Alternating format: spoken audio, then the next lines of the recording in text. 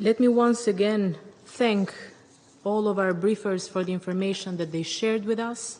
It is painful, it is very painful to hear, but it is important that the whole world hears what is happening in Ukraine, not just from politicians or individual countries, but from voices of authority on the issue of human rights, from voices that people all over the world know and accept and value as voices that speak the truth in defense of human rights and in the cause for peace and justice.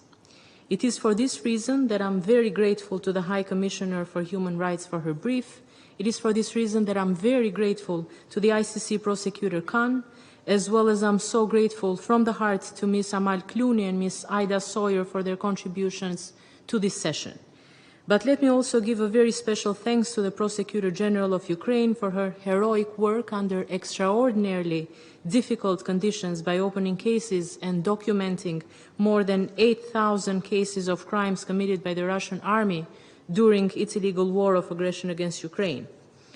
I come from the Western Balkans, a region that until February 24th of 2022 had the distinction of having been the theater of the last war in Europe.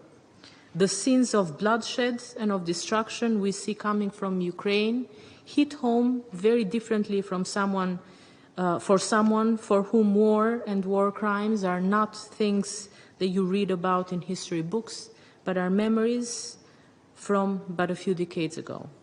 In 1999, my country sheltered 500,000 Kosovars fleeing the brutal war and campaigns of ethnic cleansing.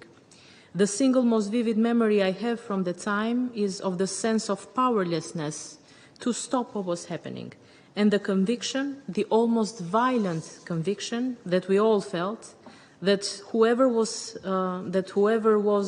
committing those horrible crimes had to pay, had to be held accountable.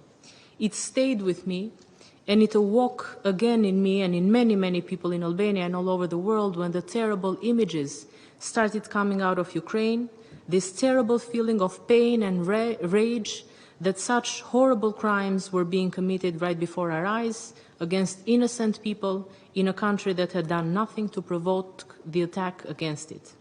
It is, of course, not just because of the Western Balkans' recent history that Albania became one of the 43 countries that referred the situation in Ukraine to the Prosecutor General of the ICC just a few days after the beginning of the conflict.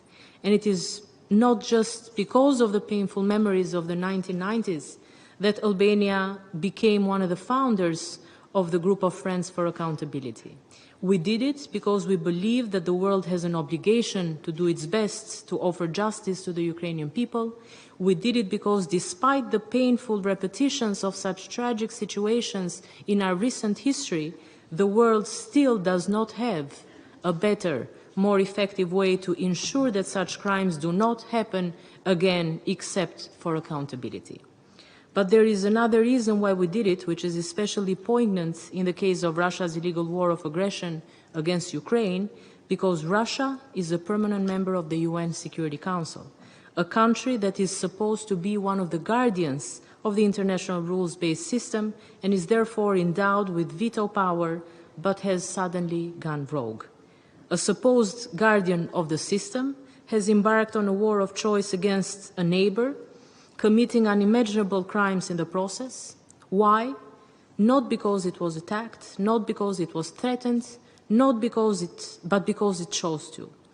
It has not stopped, even when the General Assembly of this organization overwhelmingly condemned its war and told it to stop.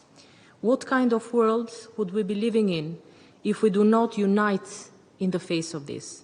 What kind of message would we be sending to every aspiring dictator and every regime who, for reasons of choice, decides it is not happy with its borders, its geopolitical space or resources? It is also for this reason that Russia must be held to account. And this is something we owe to the Ukrainian people too, who in this war are fighting not just for their land and for their country, but also for us, for our peace and security and stability, and for the future of us all. Accountability is about protecting the foundations of our system, the principles of the UN Charter, our common values and our shared responsibility. We could not prevent this conflict, but we must not fail to hold accountable all those responsible.